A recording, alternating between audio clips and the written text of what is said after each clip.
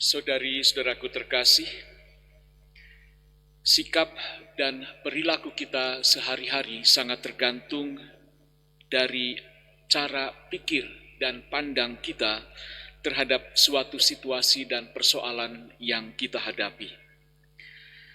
Ahli-ahli Taurat dan orang-orang Farisi memperhatikan Yesus dengan cermat, bukan untuk belajar dari Yesus, bukan untuk memahami lebih dalam, bahkan tidak untuk mengagumi kuasa dan kebaikan Yesus, tetapi untuk dapat menuduh dan menjatuhkan Yesus dengan alasan Yesus melanggar hari Sabat.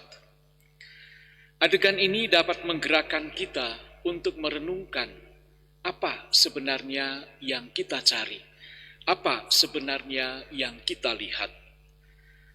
Sesungguhnya semakin kita mendekat kepada Yesus, kita akan semakin membiarkan Dia untuk menarik kita ke dalam hidupnya. Dan semakin terang cahayanya menyinari kita, kita akan semakin jelas melihat dengan mata iman apa yang Yesus hadirkan di dalam kehidupan kita.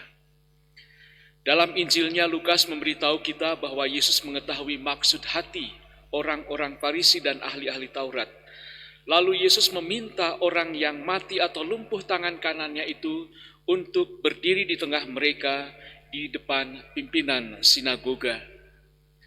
Seorang pria dengan kelemahan pada saat itu atau masa itu sering dipandang sebagai hukuman dari Tuhan atau buah dari dosanya atau dari dosa keluarga.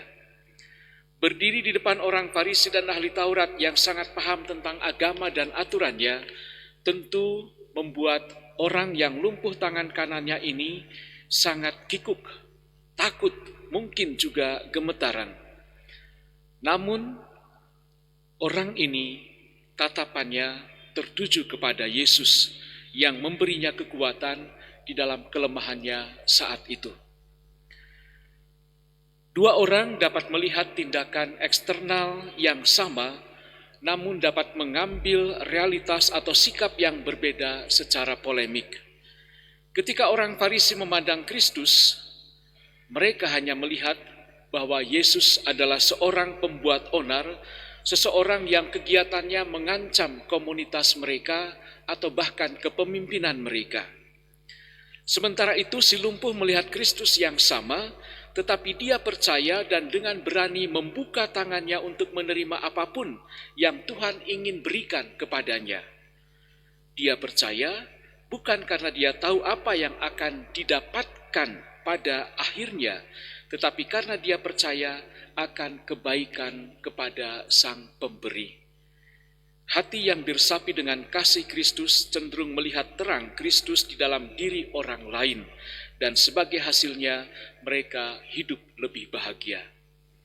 Saudari-saudaraku terkasih, marilah kita selalu berusaha untuk memandang Yesus dengan penuh iman dan cinta, supaya kita juga dimampukan untuk mewartakan kebaikan dan keselamatan Tuhan di dalam seluruh hidup kita, seperti yang juga dilakukan oleh Rasul Paulus yang dengan berani mau untuk menderita dan mau untuk setia mewartakan kasih dan keselamatan Tuhan.